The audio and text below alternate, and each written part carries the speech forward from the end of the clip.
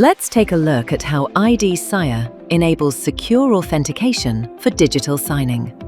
The verified user receives an email notification and opens the document to begin the signing process. The user selects Log in with iDsaya to authenticate using their validated identity credentials. System displays a secure QR code for authentication through the iDsaya app. The user scans the authentication QR code using the iDsaya app. The user reviews and approves the login request to confirm secure access to the signing platform. The user gains access to the signing platform.